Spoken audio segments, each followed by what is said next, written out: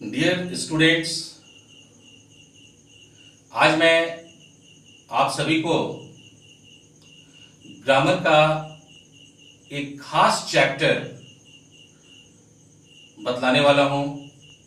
ये बहुत ही इंपॉर्टेंट है क्योंकि ये मेरा अपना एक्सपीरियंस है कि स्टूडेंट्स जो हैं वो खासकर क्लॉज और फ्रेज का डिफरेंस समझ नहीं पाते और ना ही वो जानने की इच्छा रखते हैं कि फ्रेज क्या है, क्लॉज क्या है। क्लॉज को तो मैंने 3 पार्ट में वीडियो बनाया, शायद आप लोगों ने देखा भी होगा, और नहीं देखा है तो क्लॉज को क्लियर करने के लिए काइंडली उस क्लॉज के फर्स्ट पार्ट, सेकंड पार्ट और थर्ड पार्ट में जो मैंने वीडियो बनाया है उसको आप जरूर देखें। आज मैं आप लोगों को फ्रेज क्लियर करवाऊंगा। आखिर फ्रेज है क्या? What is a phrase? पहले भी मैंने आपको बताया है कि कोई भी वर्ड जो है जिसका कुछ डेफिनेशन है, उसमें उस वर्ड में पूरा का पूरा डेफिनेशन छुपा हुआ रहता है। पहले भी मैंने कहा कि जहां रोग है, जहां बीमारी है, दवा भी वही मिलती है। ठीक वैसे ही यहां एक क्वेश्चन रेज हो रहा है, व्हाट इज ए फ्रेज? तो फ्रेज में ही इसका डेफिनेशन भी छुपा हुआ है। आइए इसको देखते हैं कैसे इसका डेफिनेशन बनता है। What is a phrase? यहां पे हम इसको अलग अलग कर लेते हैं फ्रेज को। पीएच मीन्स फेज, और ये रेज का पूरा रेज हम यहां पे लिखे, raise. Phase plus raise is equal to phrase. यहां फेज का अर्थ है इंपॉर्टेंट पार्ट। इंपॉर्टेंट पार्ट किसका? सेंटेंस का। सेंटेंस का इंपॉर्टेंट पार्ट क्या है उसका आप निरीक्षण करें, ऑब्जर्वेशन करें, उसको समझें। यहां मैंने मैग्नीफाइंग ग्लास बनाने का प्रयास किया है। इसमें मैंने लिखा है सब्जेक्ट, वर्ब, ऑब्जेक्ट, कॉम्प्लीमेंट।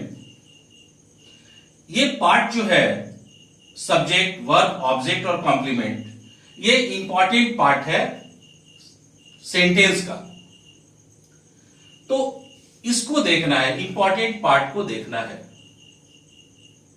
और केवल देखना ही नहीं है बल्कि उसको रेज करना है। रेज का मतलब इरेज, इरेजर जिससे आप मिटाते हैं, पेंसिल से लिखा हुआ इरेजर। ऑमिट भी इसी को कहते हैं, इरेज का मतलब मिटाना। तो इसको देखना है इंपॉर्टेंट पार्ट को जो सेंटेंस का है, सब्जेक्ट, वर्ब, ऑब्जेक्ट और कॉम्प्लीमेंट, और इसको इरेज भी कर देना है सेंटेंस से। जब आप सब्जेक्ट को, वर्ब को, ऑब्जेक्ट को और कॉम्प्लीमेंट को सेंटेंस से इरेज कर देंगे और जो रेस्ट पार्ट बच जाता है वो फ्रेज कहलाता है। यहां मैंने लिखा है इफ यू ऑमिट और erase subject, verb and object etcetera from a sentence, rest part will be a phrase. एक एग्जाम्पल हम देखते हैं। Example number 1, she speaks English in a foolish manner. यहां पे सी क्या है? सब्जेक्ट है। स्पीक्स क्या है? वर्ब है, और इंग्लिश ऑब्जेक्ट है। इसको हम ऑमिट कर देते हैं। सब्जेक्ट को हम ऑमिट कर दिए, सब्जेक्ट ऑमिट हो गया। स्पीक्स क्या है? वर्ब, इसको भी हम ऑमिट कर देते हैं, इरेज कर देते हैं। इंग्लिश क्या हो गया? ऑब्जेक्ट। इसको भी हम इरेज कर देते हैं। तो जो रेस्ट पार्ट बच गया वो क्या हो गया, इन ए फुलिश मैनर। ये इन ए फुलिश मैनर जो है ये फ्रेज है। Clear to you? I hope it is clear. दूसरा एग्जाम्पल भी देखिए और भी क्लियर हो जाएगा। Example number 2, he helps her in the time of need. यहां पे ही क्या है, सब्जेक्ट है, इसको हम इरेज कर दिए। यही करना है आपको, सब्जेक्ट वर्ब ऑब्जेक्ट कॉम्प्लीमेंट इसको इरेज कर देना है। और जो रेस्ट पार्ट बच गया वो फ्रेज है, इसको हम इरेज कर दिए सब्जेक्ट को। हेल्प्स क्या है, वर्ब है, इसको भी हम इरेज कर दिए। हर क्या हो गया, ऑब्जेक्ट हो गया, ऑब्जेक्ट को भी इरेज कर दिया सेंटेंस से। रेस्ट पार्ट क्या बचा, इन the time of need. In the time of need क्या हो गया, फ्रेज हो गया। तो रेस्ट पार्ट जो बच जाता है सब्जेक्ट वर्ब ऑब्जेक्ट कॉम्प्लीमेंट को इरेज करने पर, रेस्ट पार्ट क्या होता है, फ्रेज होता है, फ्रेज कहलाता है। तो यहां पे a phrase is a part of a sentence. Definition क्या हो गया, a phrase is a part of a sentence without a subject verb object and complement. Phrase does not contain subject and verb।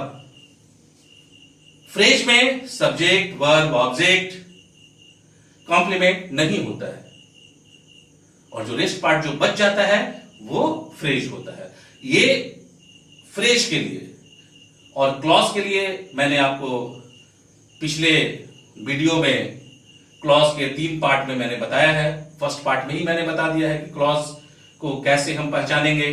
Clause में subject और verb रहता है, finite verb रहता है, लेकिन फ्रेज में सब्जेक्ट और वर्ब नहीं रहता है। ये दोनों में डिफरेंस है, और इस डिफरेंस को स्टूडेंट्स समझ नहीं पाते हैं।